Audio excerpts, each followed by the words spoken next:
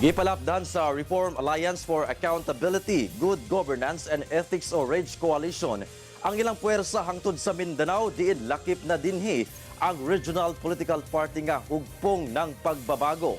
Balitang hatod ni Argil Relator. Human ang paglusad sa Luzon ug Visayas. Gilusad desab ang Reform Alliance for Accountability, Good Governance and Ethics o RAGE Coalition sa Mindanao. Sa mas gipalapdang coalition, formal na sabi welcome ang hugpong ng pagbabago o HNP nga regional political party ni Vice President Sara Duterte. Wala si VP Sara sa aktibidad apan dunay may representa kaniya sa HNP. Lead convener sa coalition si PDP Laban President Davao City Mayor Sebastian Baste Duterte. Kauban sila kanhi House Speaker Pantaleon Alvarez sa Partido Reforma ug kanhi Congressman Mike Defensor sa Reform PH. Nipirma sila og Memorandum of Agreement kauban si Davao del Norte Board Member Al David Uy, isip representante sa HNP ug pahamudin SGA Bar Mayor Yasser Ibrahim nga may representasab sa MILF United Bangsamoro Justice Party o UBJP.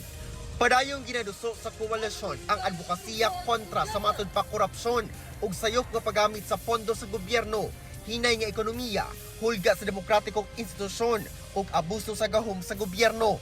Ila sab ginaduso ang transparency, accountability ug responsive leadership.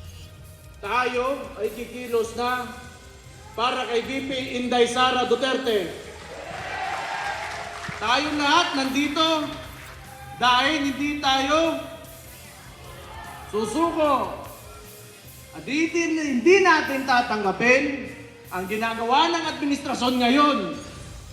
Sa iyang mensahe, gibutyag ni Mayor Baste nga panahon sa iyang amahang si kanhi Pangulong Rodrigo Duterte, gibangga gayud ni FPRRD ang droga, korupsyon ug kriminalidad. Busa, taas matud pa ang approval ratings ni FPRRD, diha minaog siya sa pwesto.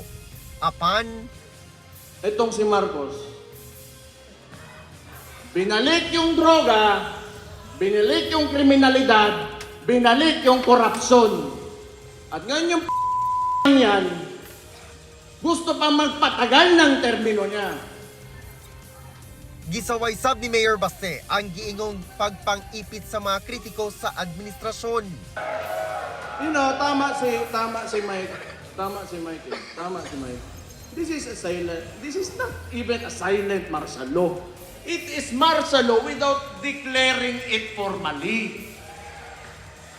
Ang dami nang nakukulong, may mga kaso, and for what? Because they oppose, the actions of the administration. Why is that so wrong? Ginakuhaan pa og pahayag ang Malacanang labot ni ini. Kauban si Melchor Awing sa kamera. Ako si Argil Relator. 1 Mindanao.